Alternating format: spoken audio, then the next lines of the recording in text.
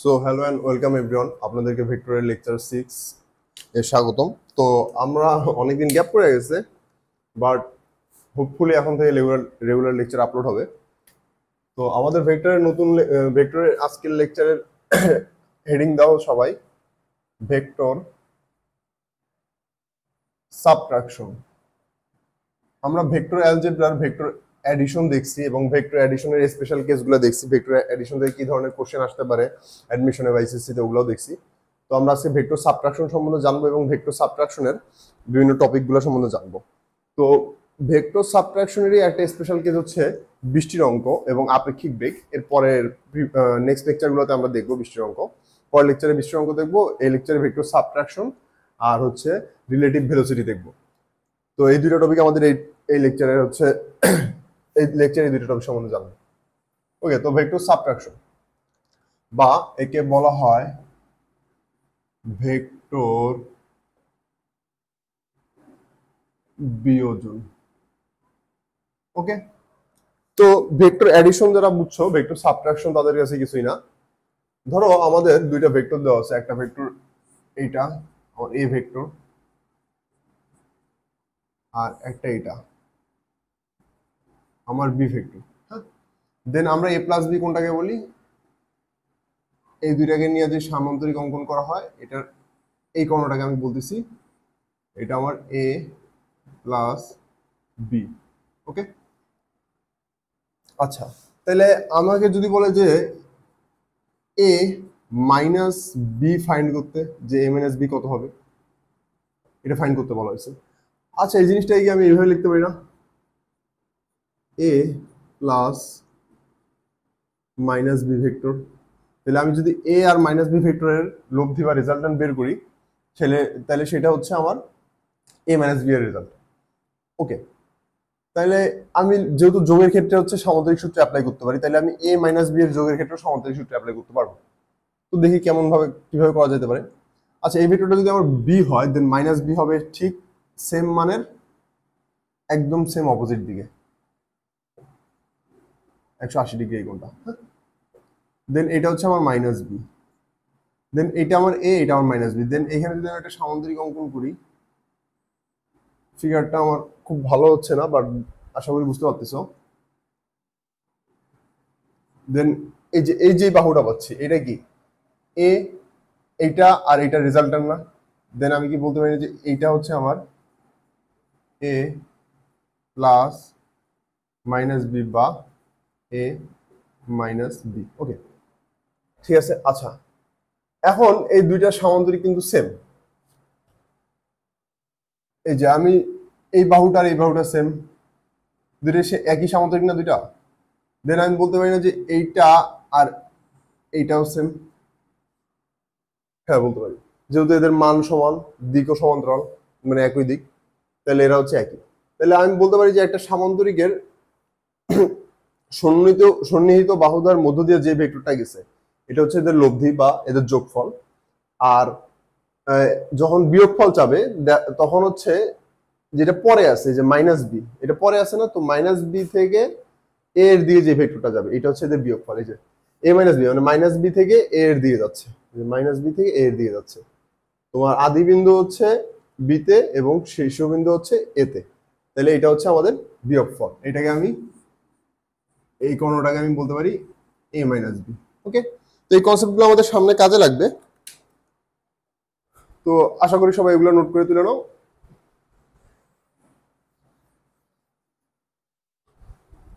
আচ্ছা, তো আমরা যেমন হলো অ্যাডিশন দেখছি হচ্ছে তোমার পোলারের ক্ষেত্রে, রেক্ট্যাঙ্গুলার ক্ষেত্রে সাবট্রাকশন আমরা সেম ভাবেই দেখবো। তো প্রথমে আমরা হচ্ছে পোলার রেক্ট্যাঙ্গুলার দেখার আগে একটু সামান্তরিক বিধিটা কেমন এখানে দেখে নিই।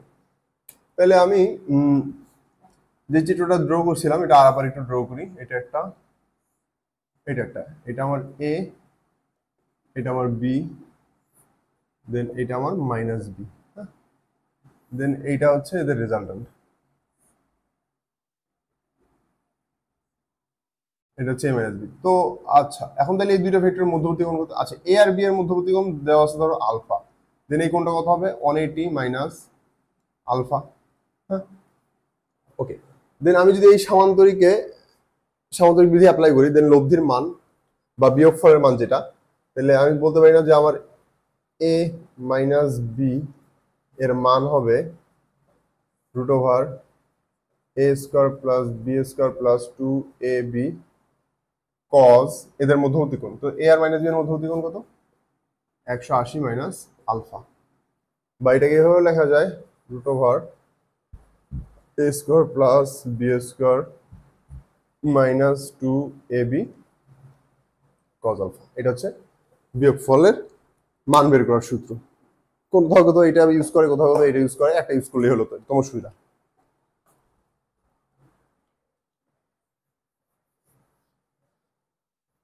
আচ্ছা, দেন আমরা প্রথমে দেখবো হচ্ছে রেক্ট্যাঙ্গুলার মেথডে সাবট্রাকশন করা।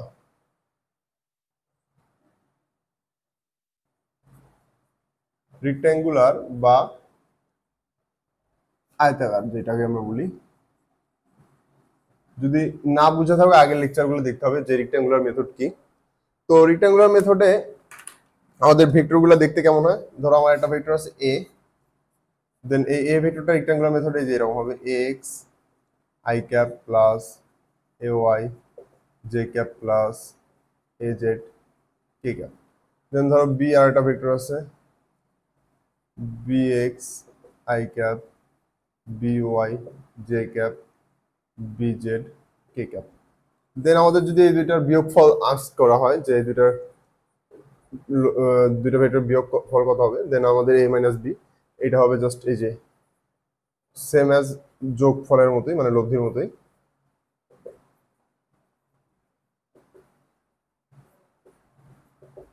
j cap plus az minus bz k cap. এটা হ্যাঁ।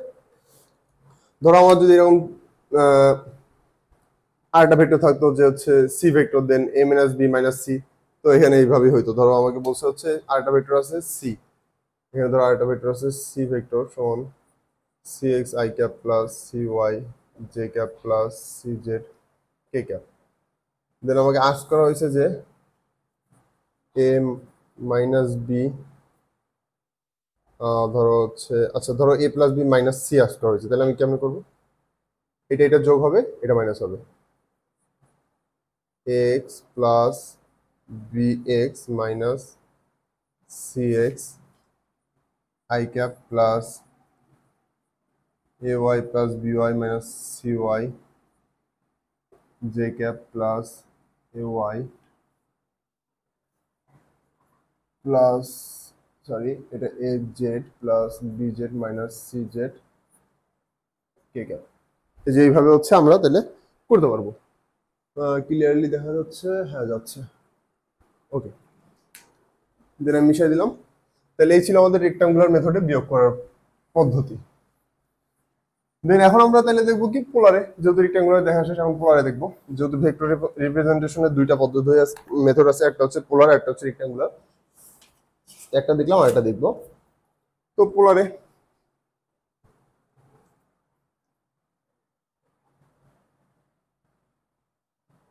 আর পোলারটা তো পুরো ক্যালকুলেটরেই করা যায়, তোমরা জানো।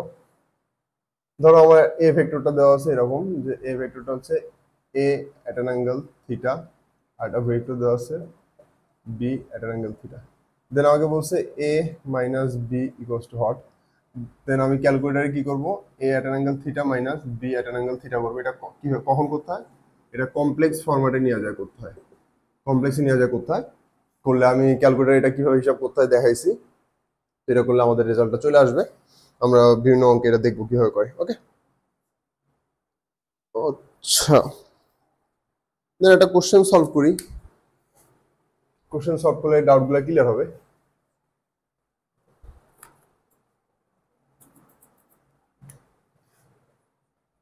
কোশ্চেনটা হচ্ছে আমার একটা ভেক্টর আছে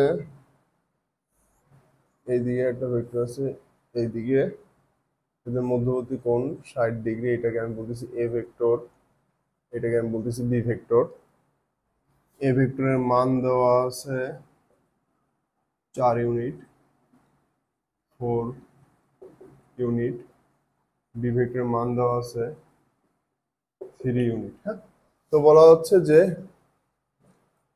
এ মাইনাস বি এর মান ও দিক নির্ণয় করো। ওকে, তো আমাদের এটা হচ্ছে কোশ্চেন। তো প্রথমে আমাদের মান বের করতে হবে, তো a মাইনাস বি এর মান a মাইনাস বি, এটার মান হবে কিছুই না, জাস্ট আমরা জানি 4 স্কয়ার প্লাস 3 স্কয়ার মাইনাস 2 গুণন 4 গুণন 3 গুণন কস 180 কস, তো জাস্ট সামনে একটা মাইনাস এটা, বা আমি এটা যদি প্লাস নেই তাহলে এটাকে এইভাবে লিখতে পারি 180 মাইনাস 60। এটা করে যেটা আসবে এটা আমাদের অ্যান্সার। মোস্ট প্রবাবলি √13 আসবে। ওকে, দেন এখন দিক নির্ণয় করতে বসে, তো দিক নির্ণয় তো আমি সূত্র দেখাই না একটু আগে, তাই না? ওকে, তো দিক নির্ণয়টা একটু ঝামেলা, আমি দেখাচ্ছি, খুব ভালোভাবে মনোযোগ দাও। আমি মিশাইলাম এটা।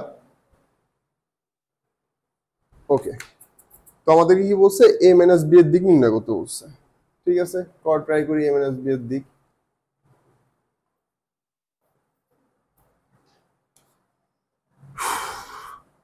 তাহলে আমার a ভেক্টর কোনটা, এটা, এর মান কত 4, আর মাইনাস বি ভেক্টর কোনটা, এইটা, এটা হচ্ছে মাইনাস বি ভেক্টর যার মান হচ্ছে 3। হ্যাঁ, এটা হচ্ছে মাইনাস বি আর এটা হচ্ছে এ। দেন এইটা হচ্ছে এদের দুইটার যোগফল, এ আর মাইনাস বি এর যোগফল।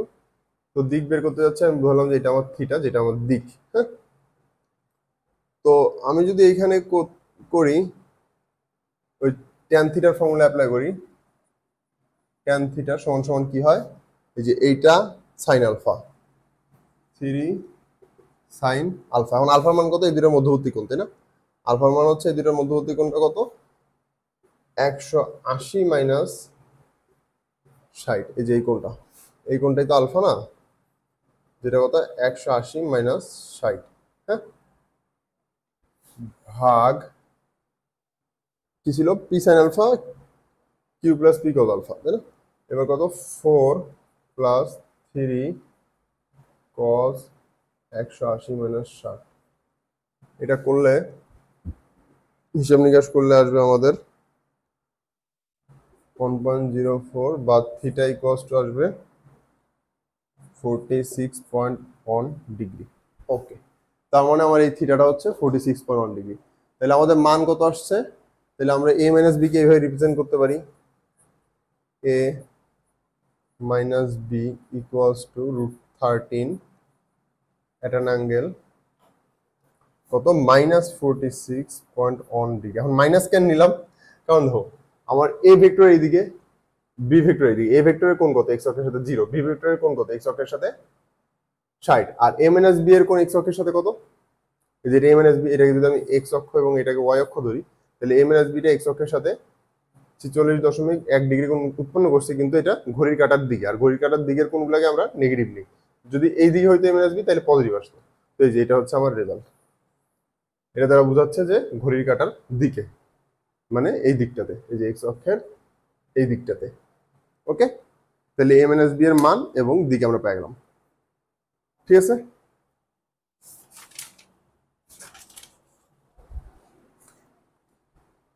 তো এখন একটা ইম্পর্টেন্ট নোট লেখা নাও সবাই। আচ্ছা, আমার ভয়েস মনে হয় একটু স্লো হয়, তো তোমরা একটু ভয়েস বাড়াই দিয়ে ভিডিওগুলো দেখবা। আর আমার হচ্ছে তো রাতের বেলা ভিডিও শুট করি, তো এত জোরে আমি চাইলে কথা বলতে পারি না, আশেপাশের লোকজন ডিস্টার্ব হবে। ওকে, তো একটা নোট দাও। নোটটা হচ্ছে দুটি ভেক্টরের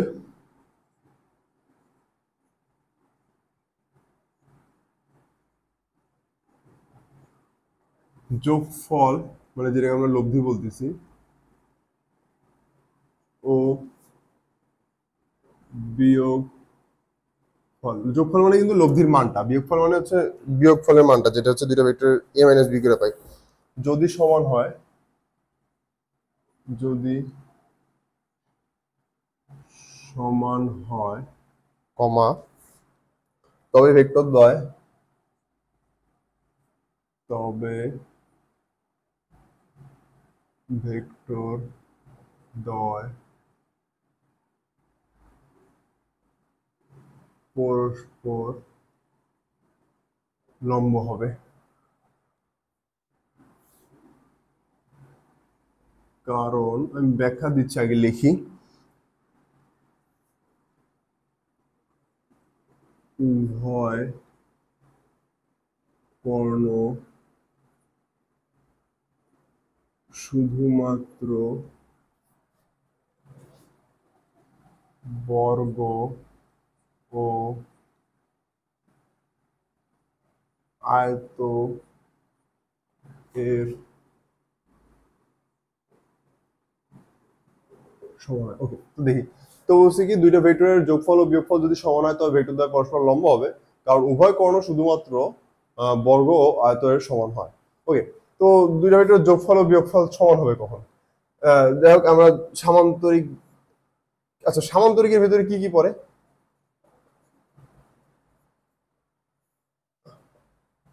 সামান্তরিকের ভিতরে আমাদের আছে কি বর্গ, বর্গ একটা সামান্তরিক,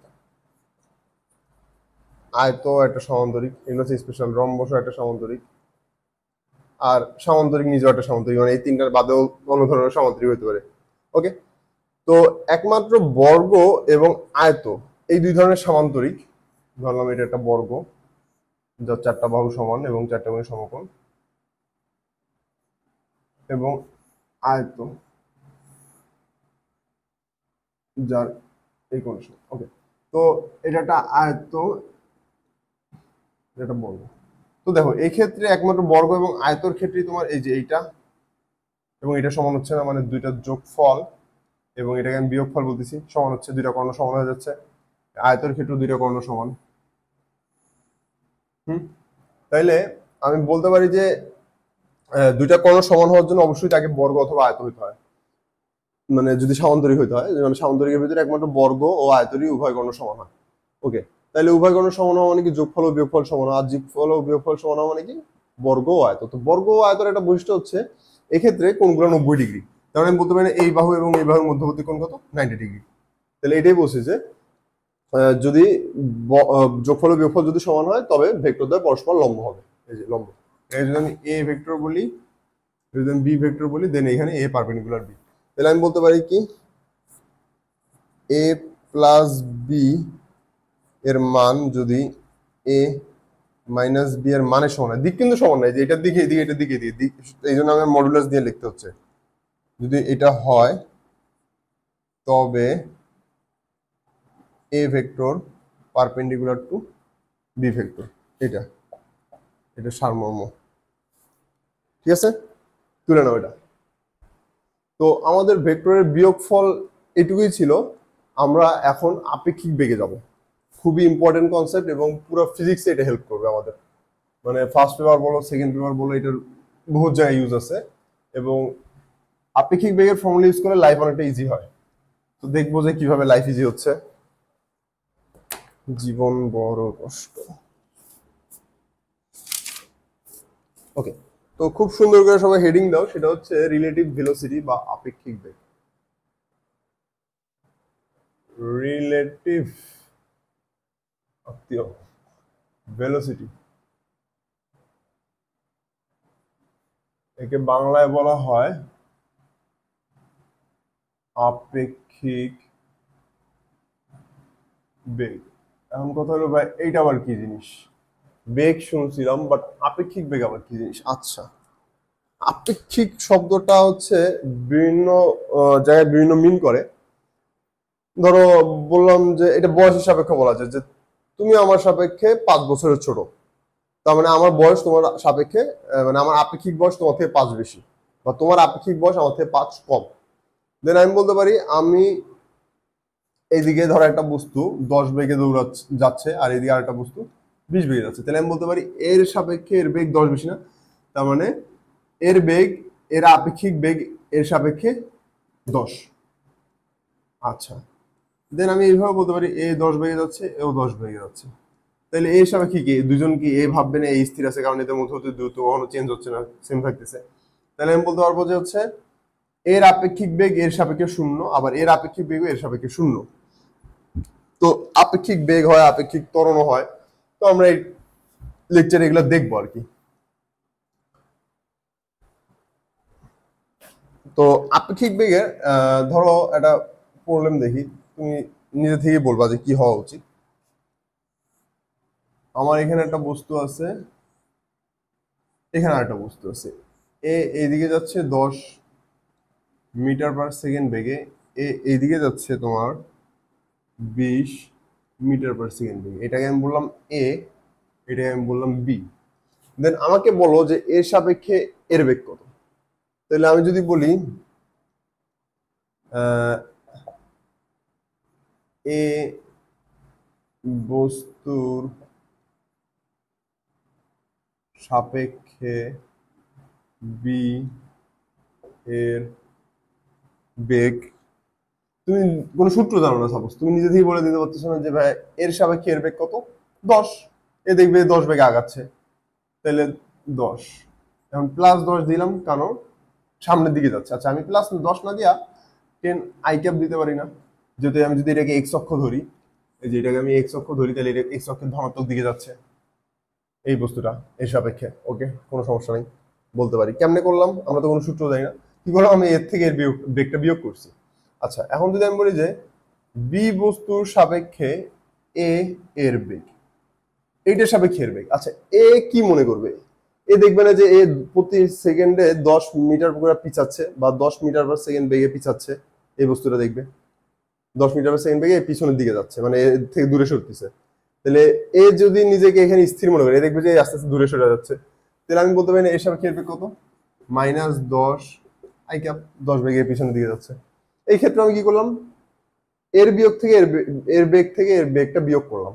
আচ্ছা তো তাহলে আপেক্ষিক বেগের একটা ফর্মুলা বলা যায়, সেটা হচ্ছে খুবই ইম্পর্টেন্ট ফর্মুলা, ভি রিলেটিভ, আপেক্ষিক আরইএল রিলেটিভ, মানে আপেক্ষিক বেগ equals to V object, OBJ দিয়ে আমি ডট দিয়ে দিলাম, অবজেক্ট মানে যারটা আমি বের করতে চাচ্ছি, হ্যাঁ, মাইনাস ভি অবজারভার।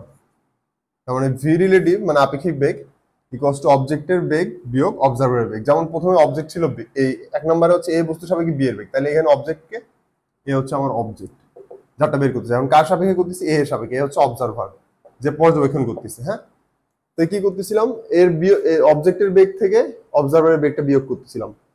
এই যে যেমন কি করলাম আমি এখানে, এখানে আমি করছিলাম অবজেক্টের বেগ কত 20 আই ক্যাপ ডান দিকে যাচ্ছিল, মাইনাস এর বেগ কত 10 আই ক্যাপ, এও ডান দিকে যাচ্ছিল, তাহলে রিলেটিভ ভেলোসিটি কত আসতেছিল 10 আই ক্যাপ। এটা হচ্ছে আমার রিলেটিভ ভেলোসিটি। ঠিক আছে, সেম পয়েন্টটা তো এই কাজ করছি, পয়েন্টটা থেকে আমার অবজেক্টকে এ, অবজারভারকে বি, তাহলে এখানে কি করছিলাম অবজারভারের বেগ থেকে, সরি হ্যাঁ অবজেক্ট হচ্ছে, এবার পরের বস্তুটাতে এ হচ্ছে, বি হচ্ছে অবজারভার আর এ হচ্ছে তোমার অবজেক্ট, তাহলে এ এর বেগ থেকে অবজেক্টের বেগ থেকে অবজারভারের বেগ বিয়োগ করবো, তাহলে এর বেগ কত 10 I cap minus 20 I cap, তাহলে পরের বার রিলেটিভ ভেলোসিটি আসছে কত -10 আই ক্যাপ। এই হচ্ছে আমাদের ফর্মুলা। তো এই ফর্মুলাটা সবাই সুন্দর করে বক্স করে নাও, কারণ এটা হচ্ছে আমাদের ভেরি ইম্পর্টেন্ট ফর্মুলা, এটা আমাদের মনে রাখতে হবে, যদিও খুব কঠিন কিছু না মনে রাখার জন্য। আচ্ছা এখন কথা হচ্ছে ভাই আপনি এই টপিকটা এখন কেন পড়াইলেন, দেখো আমরা একটু আগে ভেক্টরের বিয়োগ করে আসলাম না, আর এখানে কি হচ্ছে দেখছো, বিয়োগ হচ্ছে দুইটা ভেক্টরের। তো এই জন্য আর কি ভেক্টরের বিয়োগের পরে কনসেপ্ট হচ্ছে রিলেটিভ ভেলোসিটি। তো ফর্মুলা তুলে নাও।